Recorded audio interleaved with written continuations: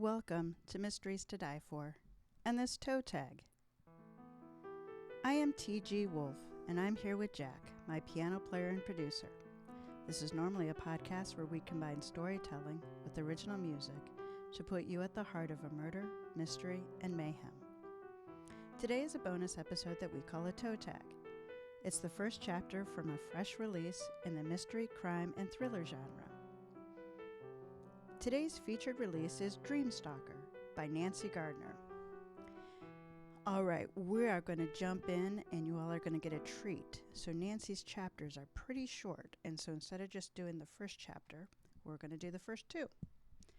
Okay, you guys ready? Chapter 1, Salem, Massachusetts, October 1st, 2013. I stumbled through the early morning fog, blanketing Salem's gallows hills, hurrying to the oak tree that my maternal grandmother, Sadie McGaskill, loved. When I was a child, she taught me that witches like ourselves derive energy from working with green, flowering plants and trees. I could still feel our arms stretched around the oak's trunk, listening for the pulsing power within it. Feel Mother Earth's wisdom rising, she said. I never needed wisdom more. The plan I'd cooked up with an old friend had gone terribly wrong. Kitty was supposed to bring my estranged daughter, Sarah, to dinner. Sarah's favorite dinner, creamy chicken pesto and pasta, was baking in the oven when I got the call. Kitty hasn't come home, and I'm not ready to see you without her. I may never be ready, Sarah said, her voice cold and unforgiving. She hung up before I could reply. When I called back, she refused to answer. If my husband Sam had still been alive, he'd know what to do. He died 2 years ago. It was long after midnight when I threw the cold casserole down the disposal and crawled into bed. When sleep proved impossible, I paced the empty rooms of our Chestnut Street home until dawn, and then grabbed the nearly empty bottle of homemade dandelion brandy as an offering to Nana's spirit, and rode my Vespa to the park atop Gallows Hill. Exhausted and achy, I forgot to watch my step and tripped over a rock. I managed not to fall, but the bottle flew out of my hand. I watched it shatter, watched the last golden dregs seeped into the grass. I felt like I was watching my relationship with my daughter ebb with it. As I dropped shards of glass into the nearby trash can, the wind seemed to whisper that I didn't deserve to find the wisdom I needed. I'd failed Nana, and I failed my daughter.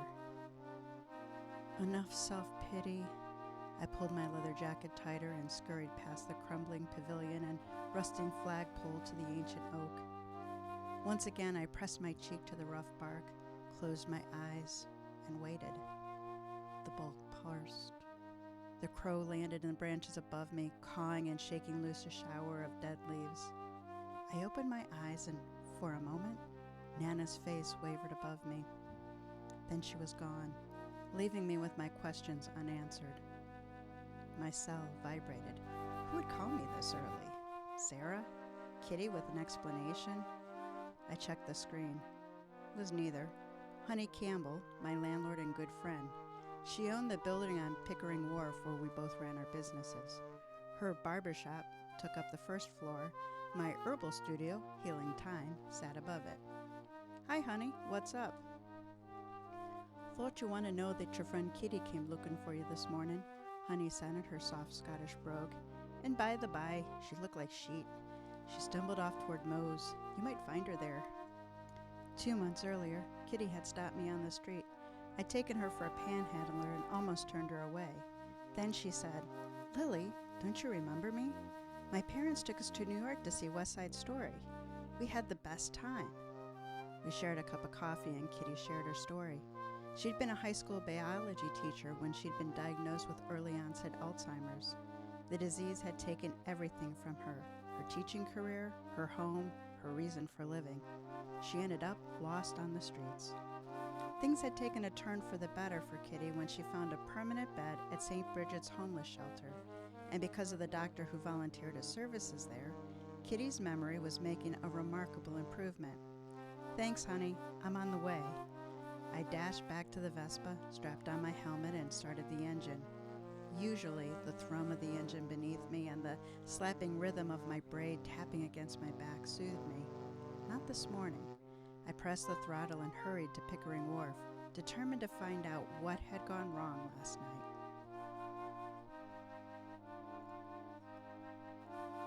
Chapter 2. Morning traffic clogged Congress Street. In the Waterfront Hotel parking lot, I found a narrow slot beside a beige Corolla.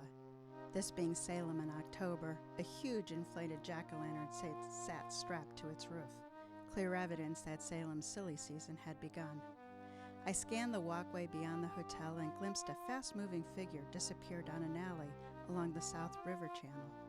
Kitty, I was sure of it. Pushing my way through a group of tourists descending from a tour bus, I collided with a woman dressed as the Wicked Witch of the West. Her green face puckered in distress as her pointy black hat flew to the pavement. Her costume reminded me that Wicked was playing in Boston later this month, and Honey and I had tickets. I grabbed the woman's hat and handed it back to her, muttering an apology, then rushed to the spot where I'd seen Kitty. Muffled cries came behind Finn's, a waterfront fish restaurant. Kitty? I dashed toward the sound. Kitty stood at the fence that separated the wharf from the water.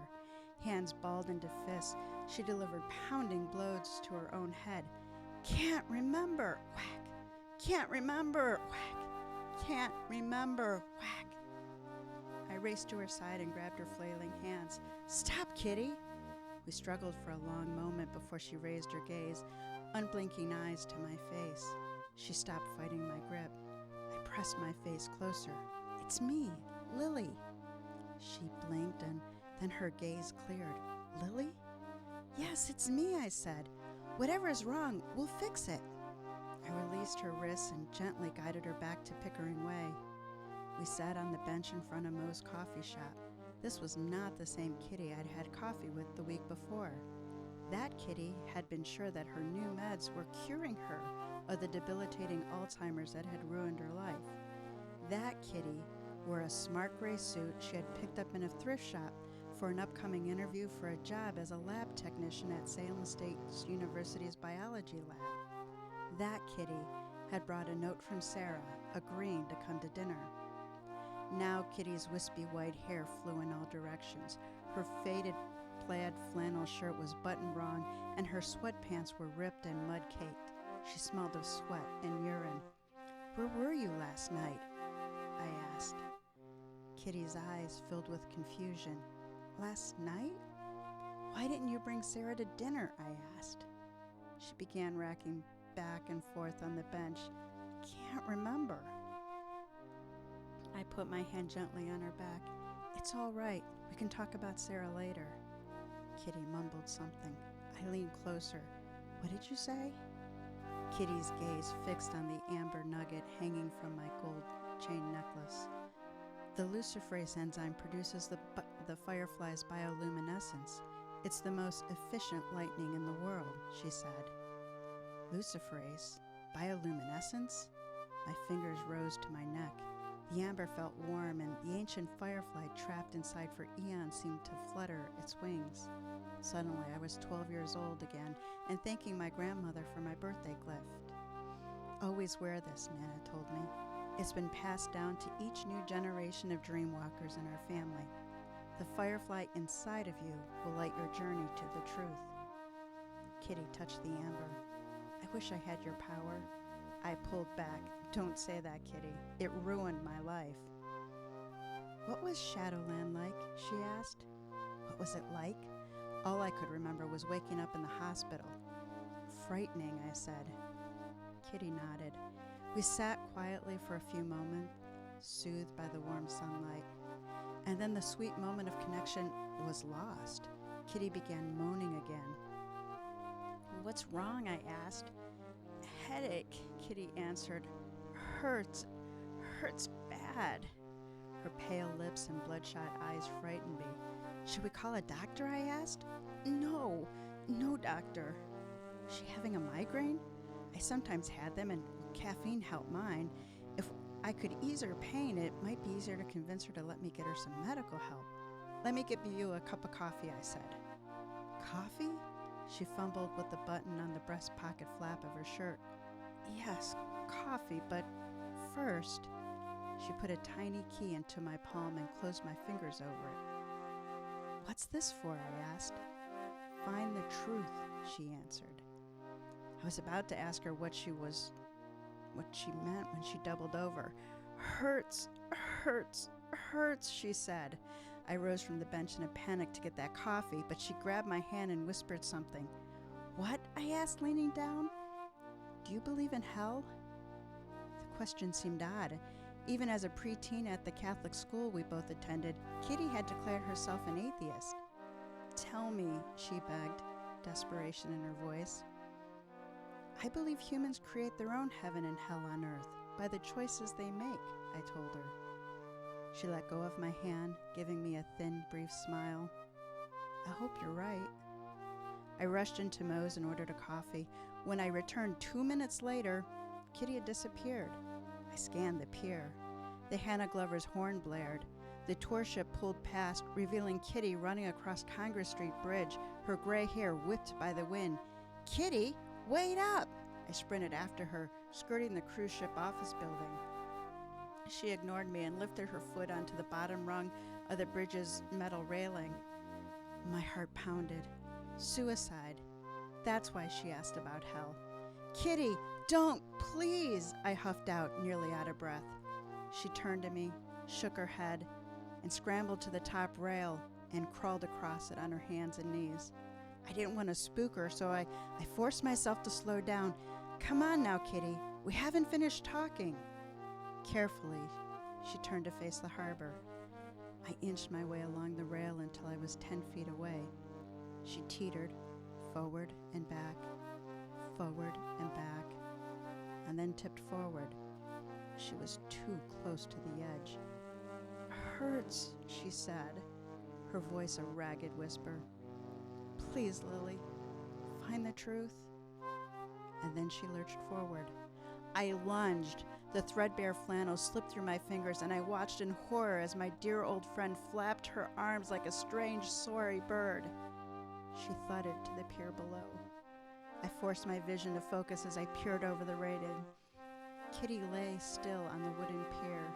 A bloody Rorschach pattern spread beneath her twisted neck and halo of matted hair. Someone pulled me back. "Oh, Lily, come away. I've called 911. Honey's eyes were wide with horror. My knees gave out and I sank to the ground, swallowed whole by memories I'd spent a lifetime trying to forget. Well, there you have it, the first 2 chapters of Nancy Gardner's Dream Stalker. So Dream Stalker was released in June of 2021. It is available from Amazon and other book retailers. The link is in the show notes. So let's learn a little bit about Nancy. Nancy writes cozy mysteries with a paranormal twist. The first novel in her new series, Dream Stalker, tells the story of Lily Scott, a contemporary Salem witch who walks into people's dreams to fight crime. One reviewer called it a gripping tale of witchcraft, family loyalties, and the cost of seeking justice. Her most recent story, Death's Door, was selected to be included in the 2021 anthology Malice Domestic 2016, Mysteries Most Diabolical. She lives near Boston with her writer husband David. So here is my review. Dream Stalker lists as a paranormal cozy mystery. As you heard, it's October in Salem, Massachusetts, and Mrs. Lily Scott, Wiccan, herbalist, and dreamwalker, is up to her neck in trouble. It started with a childhood friend. She suicided in front of Lily. That was what you just heard. That was followed with 2 murders, arson, another suicide, and an accident that threatens the life of the best woman Lily knows, her sister Anne. Lily follows a trail of clues to protect the women she cares for, including the one she loves most, her own daughter, Sarah. Bottom line, Dream Stalker is for you if you like your mysteries clean, your witches Wiccan, and your fiction decidedly feminine. Strengths of the stories: Gardner's female characters are the gems. All the major characters and most minor are female, with a large part of the story arc dedicated to Lily recovering the relationship with her sister and her daughter. That puts this mystery solidly in the category of women's fiction. Each character is truly unique, and they stay true to themselves throughout the telling, for better or for worse. And what I mean about that is when you get to the end, you don't get the sense of that, oh, that person was supposed to be very stoic, and then they did something very spontaneous, or that character is supposed to be very spontaneous, and then they didn't act that way. Gardner does a very nice job in, once she has her characters created, that they stay true to themselves. Salem, Massachusetts in October certainly gives a colorful backdrop for a story of quiet deceit and subtle treachery. And it definitely made me curious about the town, which is exactly what a good author does. The story lives up to the cozy name. It is clean when it comes to the language and the overall storyline, and its roots in the heritage and traditions of Wiccan are that niche that cozies are known for. A very sophisticated hand compares and contrasts Wiccan to Catholicism, showing that when you look for differences, that is exactly what you see, but when you look for goodness, well, you find that beauty is abound. Where did the story fall short of ideal?